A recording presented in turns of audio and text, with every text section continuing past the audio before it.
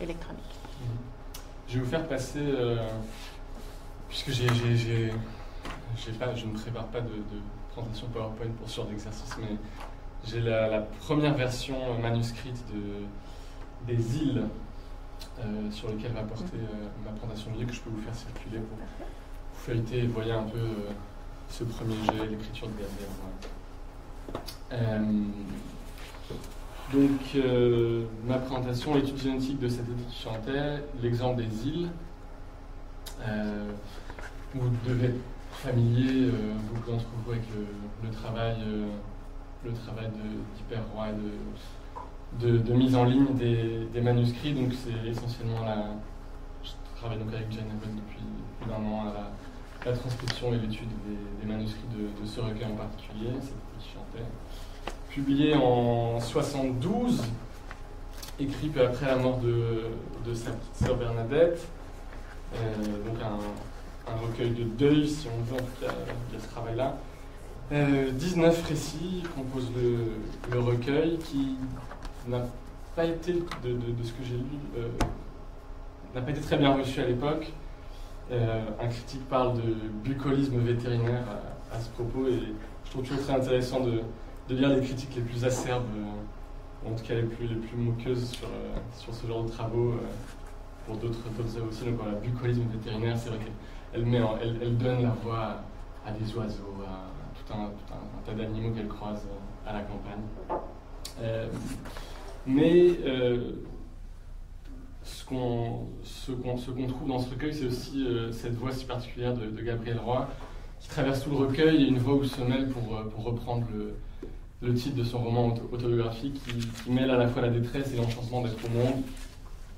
Et donc, et c'est d'abord en cela que les îles sont exemplaires dans ce recueil, assez représentatif des autres récits.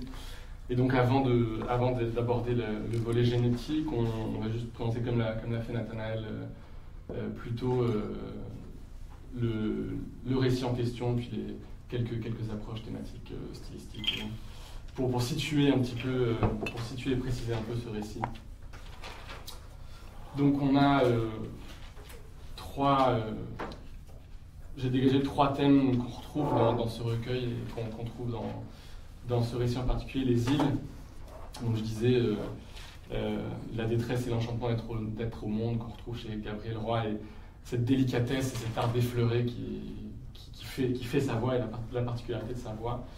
Et on trouve ça, un premier thème, c'est on pourrait dire la contemplation du monde. Je vais vous lire quelques extraits. Par ces jours chauds et chantants, presque sans horizon, nous vivons bornés et bercés par le vent d'ouest, qui nous tient enfermés en des cocons de faibles bruissements d'eau, de légers frémissements de feuilles, et le malheur paraît lointain. On en vient à ne penser presque plus aux îles. Alors on se reprend à rêver devant les îles. Versus l'obsession et l'espèce de malaise que crée cette contemplation-là, une sorte de détresse. Le ciel reste sombre quelques jours et les îles inhabitées demeurent un peu de temps encore avec nous. Elles nous obsèdent. Donc on a les deux volets d'être au monde de Gabriel Roy. On a aussi la présence, deuxième thème, la présence de Berthe. Berthe qui est la confidente, l'amie, la compagne de tous les jours de ces jours de vacances d'été, de ces jours de vide.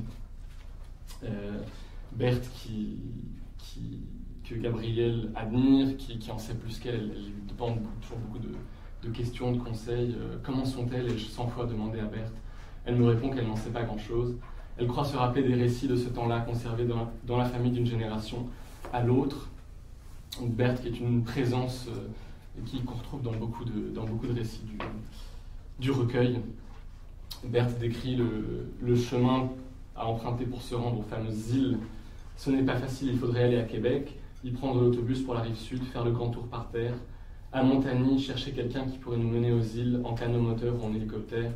Par bateau, il faudrait avoir la marée pour nous. En somme, répond Gabriel, à ces îles si proches, il faudrait Joliette et le père Marquette.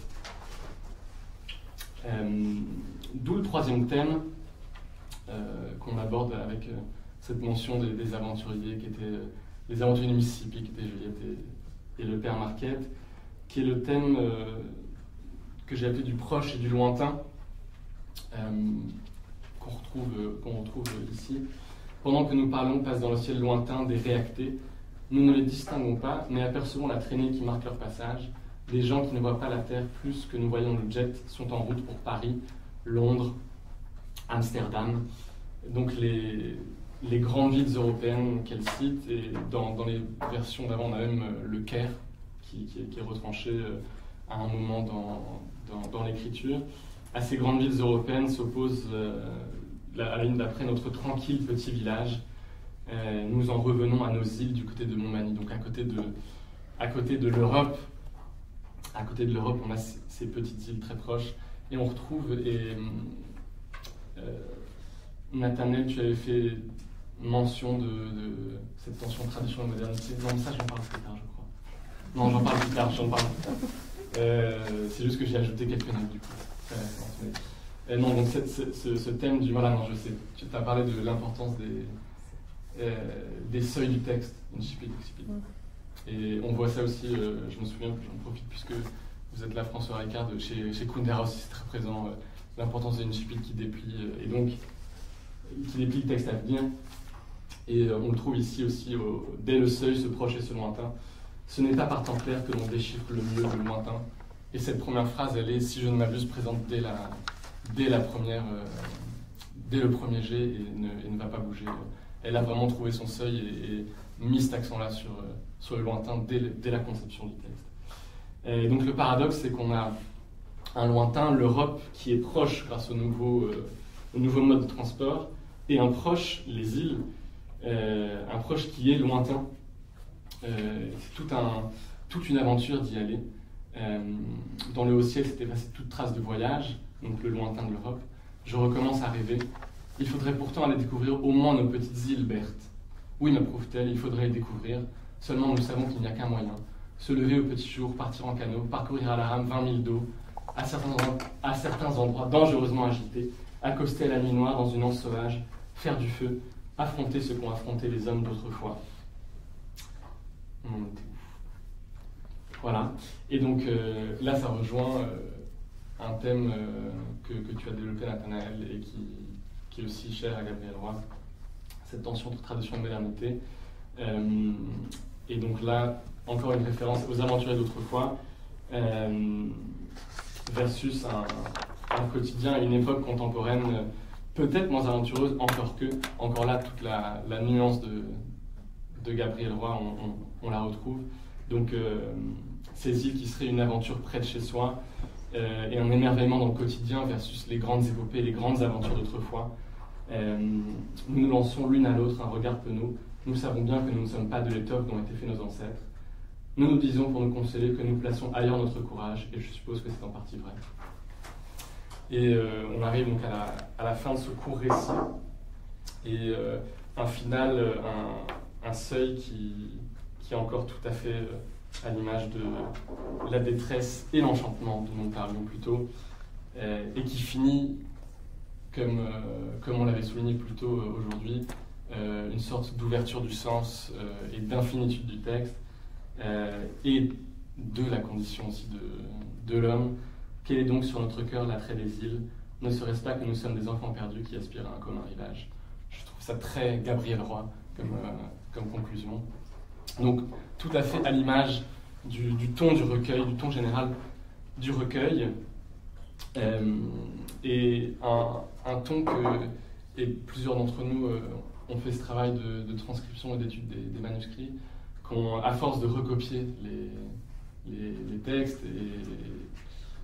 et parfois c'est 8, 9, 10 fois, 11 fois, mais je crois que, en tout cas pour ce récit-là, c'est Jeanne Lacorneille, il y a 11 étapes du texte, donc est recopié 11 fois un texte qui bouge, mais qui reste, dont l'ossature reste globalement la même. On entre vraiment dans l'intimité du style de l'écrivain, jusqu'à connaître le texte par cœur et être vraiment travaillé, angoissé par ça. Et je racontais à Jane un peu plus tôt cette année une anecdote comme quoi ça vient pas de nulle part. C'est que l'écrivain américain Hunter Thompson pour lui aussi, pour se dire je vais écrire un grand roman, recopier des romans déjà écrits. Il avait recopié The Great Gatsby, je sais, à sa machine à écrire comme ça pour vraiment rentrer dans le travail de scripteur qui est le nôtre. Et Jacinthe Martel, vous aviez évoqué les moines, et j'avais un peu l'impression d'être très vite, quand on a commencé à travailler ensemble, Jane d'être un moine copiste à sa table de travail, à son étude et à transcrire et étudier ces textes-là. On en vient donc, je ne sais pas depuis combien de temps à la critique génétique. Et je n'ai pas fait, comme l'avait fait Nathanaël, je n'ai pas décompté, à représenter le fond, qui est, je crois, présent dans 2 boîtes aux archives, la boîte 53, je sais qu'il y a aussi la boîte 54. Et je n'ai pas décompté les feuillets qui composent tous les manuscrits de Cet été qui chantait, mais en extrapolant et en sachant qu'il y a entre 6 et une dizaine de versions par texte, 150 pages ici, donc en extrapolant, peut-être qu'on ira vérifier, mais sur le formulaire, mais il y a peut-être pas loin de 2000 feuillets, j'imagine, pour ce recueil, donc un travail de longue haleine. Et pour ce qui est des îles, on dénombre 8 États qui se trouvent à peu près dans les moyennes du recueil. Parfois, certains textes ont 5 ou 6 États, les Vaches d'Aimée par exemple 6 États, d'autres un peu plus, 10 ou 11, qui est le cas de Jeannot Lacorneille. Mais donc pour les îles, on a 8 États du texte, 2 États manuscrits, dans les cahiers Spirale 2 et 11, 3 États dactylographiés, un bon à tirer, une mise en page et l'édition publiée. Je ne sais pas si l'édition change entre 72 et celle du centenaire, le texte bouge un petit peu. J'ai eu dès 73 déjà, il y a eu une nouvelle édition dans laquelle elle avait modifié des choses. Et puis la 3e édition de 78, c'est ça? 79? Non, je pense 79, elle n'avait pas changé grand-chose en 79, c'est en 73. C'est 73. Et Et donc, dès le premier jet que vous avez pu consulter, on s'aperçoit d'une écriture très, très linéaire, avec des biffures bien sûr et des reformulations au fil de la plume, mais un paragraphe biffé en page 8 et repris en dessous tel quel, et donc quelques tournures de phrases qui sont biffées, réécrites, vocabulaire, mais somme toute un texte assez déroulé déjà, et comme si Gabrielle Roy avait des notes préparatoires quelque part, au moins des notes mentales, qu'elle avait déjà tout à fait travaillé ce vers quoi elle s'en allait, et que la mise en mots était somme toute, comparée à d'autres brouillons, assez linéaire, je trouve. Et l'état 2, qui est aussi à l'état manuscrit, c'est le même travail de biffure, de tournure de phrases au fil de l'écriture, et le seul changement significatif alors, et il l'est pour le texte en entier, c'est l'ajout de la conclusion telle qu'elle apparaît dans l'état final. Ne serait-ce pas que nous sommes des enfants perdus qui aspirent à un commun héritage, qui n'est pas présent, qui n'apparaît pas dans l'état 1, et donc l'état 1, c'est je crois juste le paragraphe d'avant, donc ce qui sera l'avant-dernier paragraphe, c'est celui qui conclut cet état numéro 1. Et donc le travail de signification du seuil, effectivement, est fait au 2e état, donc à la réécriture manuscrite, d'ouverture du sens et du texte, donc dans le 2e état manuscrit. Et à partir de l'état 3, qui est la première version dactylographiée, le texte est de plus en plus stable. Là, vraiment, ça s'apparente presque à du toilettage. Alors évidemment, le travail est plus compliqué que ça, et Dieu sait qu'elle rumine ses phrases, mais les expressions, c'est vraiment de l'ordre de la tournure et d'harmoniser les expressions. Nous apercevons devient on aperçoit, à peine devient presque apercevoir, devient revoir, mais sinon le texte bouge assez peu. À l'état numéro 4, qui est la 2e version dactylographiée, on va seulement par rapport à l'état numéro 3. Donc la version dactylographiée prend seulement en compte les modifications de l'état numéro 3, qui sont très peu nombreuses. Et sur l'état numéro 4, il y a 4 modifications apportées au texte les 9 pages, je crois, qui composent cet état. Et donc, pour celui qui transcrit, évidemment, il y a de la joie dans tout un tas de problèmes, dire s'il y a beaucoup de notes, comment est-ce qu'on organise tout ça, dans quel ordre est-ce qu'on met ça, ce qui est biffé, surbiffé, réécrit au-dessus.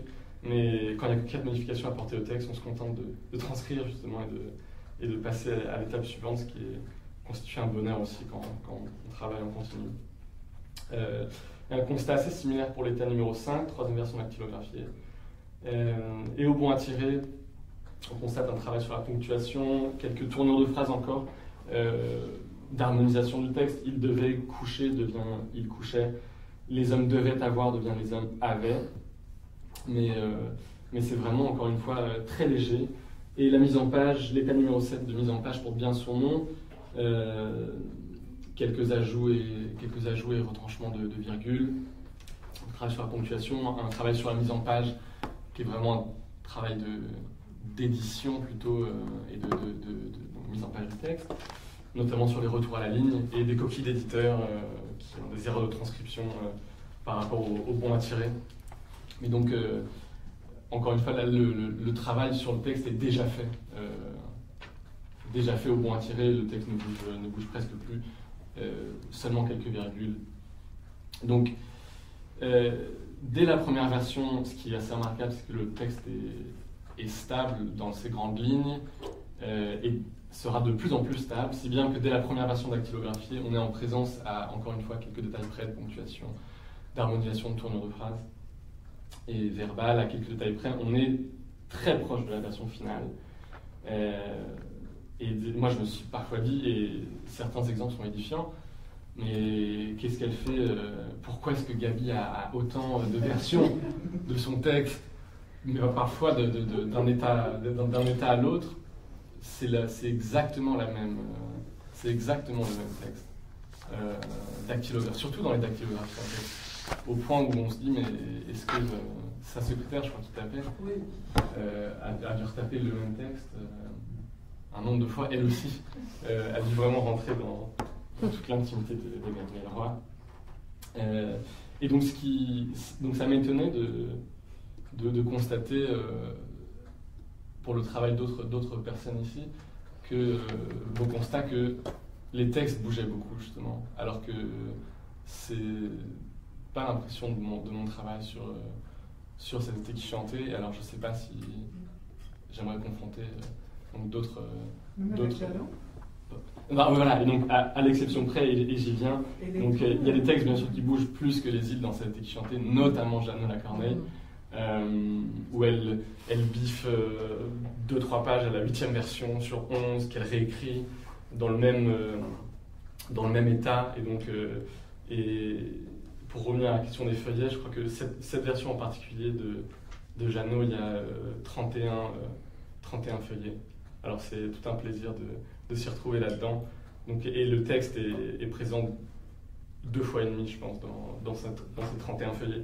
Donc ça dépend des textes, mais dans l'ensemble de ce que j'ai pu voir, les textes de cette été qui chantait sont, dès la première version, très, très linéaires dans l'écriture et bougent très peu dans l'architecture. Et donc, ce qui est surprenant peut-être, c'est que ça dénote par rapport à ce qu'on a pu dire tout à l'heure sur le fait qu'elle pouvait effectivement, sur certaines clôtures, sur certaines phrases capitales du texte, revenir. Et on a de fait 7-8 versions différentes d'un segment qui constitue en fait des variantes du même extrait. Et donc c'est pour ça que j'aimerais bien comparer, et on aura l'occasion de le faire avec... c'est Anne-Marie, c'est ça ? Et tu travailles sur la détresse en enchantement. Donc on aura l'occasion de comparer avec des travaux plus longs comme ces grands romans, parce que sur les récits, c'est peut-être compréhensible sur des récits de 3-4 pages, les plus longs c'est une dizaine de pages dans cette édition, que ce soit déjà très travaillé dans sa tête et qu'elle arrive à dérouler son écriture. Et j'imagine que ce n'est pas du tout le cas de ces grands romans où c'est des travaux de longue haleine et donc beaucoup plus segmenté comme écriture. Donc voilà, conclusion.